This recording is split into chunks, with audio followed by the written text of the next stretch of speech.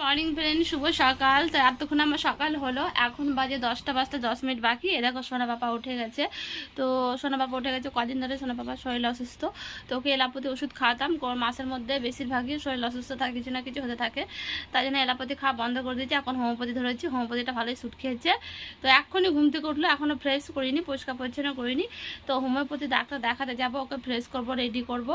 আর এদিকে আমি অনেকক্ষণ আগে উঠেছি, আমি উঠে জামা কাপড় কেচেছি, কেচে বাসি নাটি টাটি কেচে নিয়েছি। তো আমি ফ্রেশ হয়ে গেছি, আর চা নিয়ে এসেছি। দেখো আমার চা এখনো খাইনি, রাখাই আছে। এই যে কাপে আমার চা রয়েছে, এই দেখো। চাটা এখনো খেতে পারিনি, ভাবছি খাবো। তো আমার ছেলে উঠে গেছে, তো ওকে একটু আমি চাটা খাবো, ওকে একটু রেডি করবো, আর মোবাইলটা ওকে দেবো। মোবাইল না দিলে তো কিছু করতে দেয় না, বাধ্য হয়ে আমাকে দিতে হয়। এই দেখো পাপা সোনাটা না খেয়ে, কালকে তো সারাদিন কিচ্ছু খায়নি, প্লেন করে একটু জল দিয়ে দুধ করে দিচ্ছি, পাতলা করে, সেই দুধটা খাচ্ছে আর একটুখানি জল খাচ্ছে। আর খিচুড়ি ভাত খেত, সাদা ভাত খেত, সেটাও খাচ্ছে না। কী যে হয়েছে বুঝতে পারছি না। গ্যাসের ওষুধ, অম্বলের ওষুধ, সব রকম ওষুধ খাইয়ে দিয়েছি, তা সত্ত্বেও দেখছি আমার ছেলেটা খাওয়া দাওয়া করছে না। তার জন্য আজকে ডাক্তারের কাছে নিয়ে যাব, দেখি ডাক্তার কি বলে। তাহলে আমাকে রেডি করে নিই, পরে আসছি তোমাদের সাথে কথা বলার জন্য। Tata, bye bye. আবার নামে আমরা এখন ডাক্তারের কাছে যাবো, টোটোতে বসে পড়েছি রেডি হয়ে। তোমার সোনাকে একটুখানি খাইয়ে দিয়ে রেডি করে নিয়েছি। তো ডাক্তার দেখিয়ে চলে এসেছি। আমার পাপা সোনাকে দেখো স্নান টান করে রেডি করিয়ে দিয়েছি, ওকে একটুখানি খাইয়ে দিলাম। আর কি ওষুধ দিয়েছি সেটা তোমাদেরকে শেয়ার করবো। হোমিওপ্যাথি ডাক্তার দেখিয়েছি, হোমিওপ্যাথি ওষুধ দিয়েছে। আর এখন পাপা সোনাকে স্নান টান করে দিয়েছি, ফ্রেশ করে দিয়েছি, দেখতেই পাচ্ছ। এখন জানলা ধারে খেলবে, এখান থেকে কিছুতেই সরবে না। এখন রাখছি।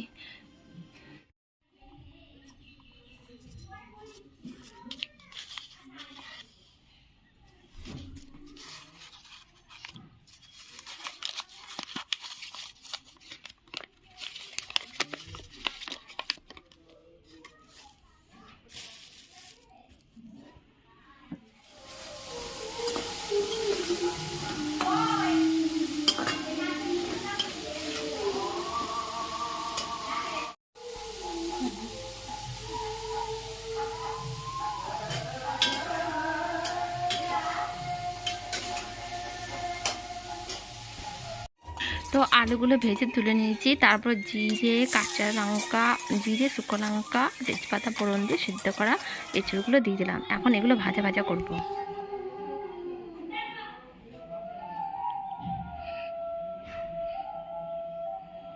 ওকে ঘুম পাড়িয়ে দিয়েছিলাম, আর আমি ওই ঘর রান্না করতে গেছি। এসে দেখছি সোনা পাপা ঘুম থেকে উঠে গেছে। তো রান্নাটা আমি ঠিকঠাক করতেই পারি না, তো ঘুমিয়েছিল বলে আমি রান্নাটা করতে গেছিলাম। তো শাশুড়ি মা অন্য সব রান্না করেছে, তো কাঁঠালটা আমি করতে চেয়েছি। তো তরকারিটা বসিয়েছি, এখানে পাপা সোনাকে দেখতে এসেছি, দেখছি পাপা সোনা ঘুম থেকে উঠে গেছে। দেখতে পাচ্ছ, ঘুমিয়ে বেশিক্ষণ থাকেই না, খুব কম ঘুমায়। এটা হচ্ছে শাশুড়ি মায়ের ঘর, নিচের ঘর। তো সারাদিন আমি নিচেই থাকি, আর উপরে রাতে যাই। আর পাশে ওইদিকে একটা ঘর আছে, ওই ঘরে শাশুড়ি মা শ্বশুর থাকে, আর দিনের বেলা এখানে থাকি। দেখতে পাচ্ছি পাপা সোনা উঠে গেছে। আমার পাপা ছোনা, আমার ছোনা, আমার ছোনা। আচ্ছা না, তুমি ঘুম থেকে উঠতে গেলা, আর একটু ঘুম দিতে পারতা। উঠতে গেলা। ওই দেখো মশারিটা কি করে খুলছে, দেখো, দেখেছো মশারি কি করে খুলতে হয় সেটা ও জানে। ওই দেখো, দেখেছো দেখেছো দেখেছো, মশারি খুলে দিল। আমার ছোনাটা, আমার ছোনাটা, আমার ছোনা ঘুম থেকে উঠু গেল। দেখলা দেখলা, ঘুম থেকে উঠু গেছে। তো এঁচড়গুলো দেখো আমি ভাজা ভাজা করে নিয়েছি। তো নুন হলুদ দিয়ে ভাজাটা করছি, করার পর তারপর জিরে, কাঁচা লঙ্কা, আদা একসাথে মিক্সচারে পেস্ট করা আছে, সেগুলো দিয়ে দেবো। আর ভেজে রেখেছিলাম সেই আলুগুলো দিয়ে দিয়েছি। এখন জল দিয়ে ভালো করে কষিয়ে নেব। তো কষানো হয়ে গেলে তারপর আবার জল দিয়ে ফোটাবো।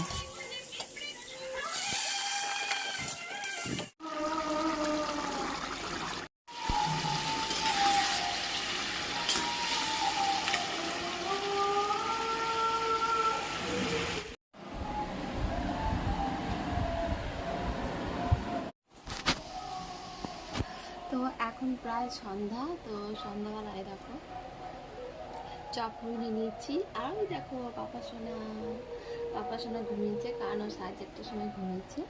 এখনও ঘুম থেকে ওঠেনি, তো আমি ওর সঙ্গে শুয়েছিলাম ভাত টাত খেয়ে।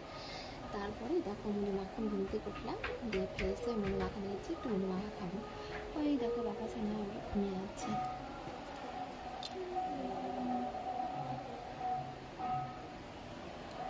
খেয়ে নিই। তো বাবা সোনাকে রেডি করে দিয়েছি, আমাদের ওখানে কীর্তন হচ্ছে, কীর্তন দেখতে যাবে। এখন রাত 9টা বাজে।